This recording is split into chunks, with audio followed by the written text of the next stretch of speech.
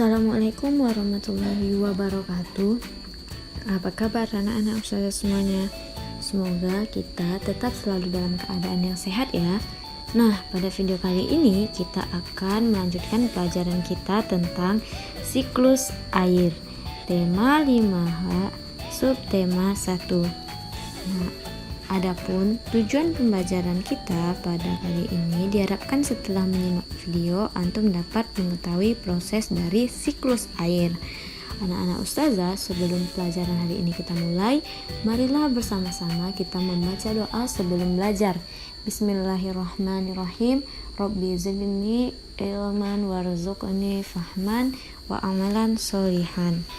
Baiklah, langsung saja kita masuk siklus air.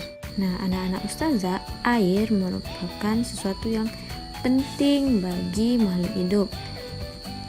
Makhluk hidup itu ada manusia, tumbuhan, dan hewan. Jadi air itu sangat penting ya, bukan hanya untuk kita tetapi juga untuk tumbuhan dan hewan. Nah, bagaimanakah siklus air yang terjadi di permukaan bumi? Sebelum kita ketahui, mari kita cari tahu dulu apa itu siklus air. Nah, siklus air ini sama dengan perputaran air. Siklus air merupakan sirkulasi atau perputaran air secara terus-menerus dari bumi ke atmosfer. Ke atmosfer itu ke angkasa ya. Lalu kembali lagi ke bumi.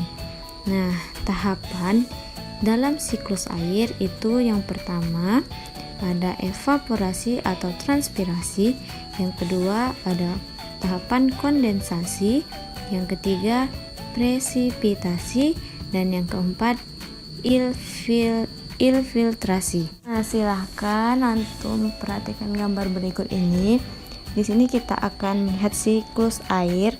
Tadi tahapannya sudah disebutkan. Yang pertama ada evaporasi dan transpirasi. Proses terjadinya siklus air ini diawali oleh sinar matahari yang memanaskan air yang ada di permukaan bumi.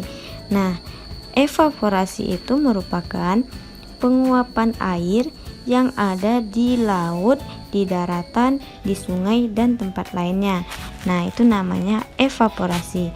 Sedangkan transpirasi merupakan penguapan air yang ada pada tumbuhan. Nah, ini namanya transpirasi. Kemudian uap air yang menguap itu akan berkumpul membentuk awan.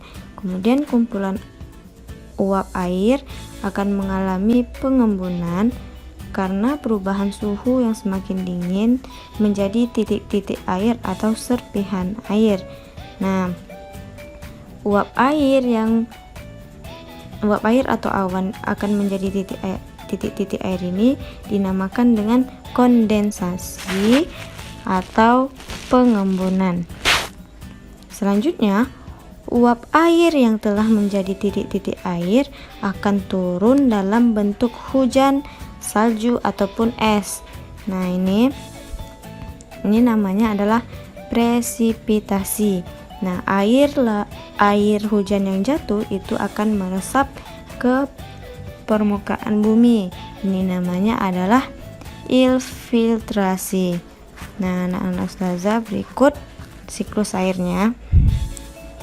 Oke, ada evaporasi, transpirasi, kondensasi, presipitasi, kemudian ada infiltrasi. Nah, mari kita ketahui bersama-sama apa itu evaporasi. Evaporasi merupakan proses menguapnya air yang ada di laut, di rawa, sungai, dan tempat lainnya dikarenakan adanya pemanasan dari sinar matahari. Yang kedua, transpirasi. Transpirasi ini merupakan proses penguapan yang terjadi pada jaringan makhluk hidup seperti tumbuh-tumbuhan. Ini dinamakan dengan transpirasi. Selanjutnya, kondensasi. Kondensasi ini merupakan proses berubahnya uap air di atmosfer atau di angkasa menjadi partikel es yang sangat kecil di suhu yang rendah.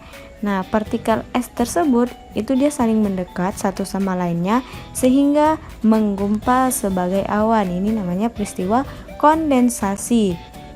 Selanjutnya, infiltrasi yaitu peristiwa masuknya air ke dalam tanah.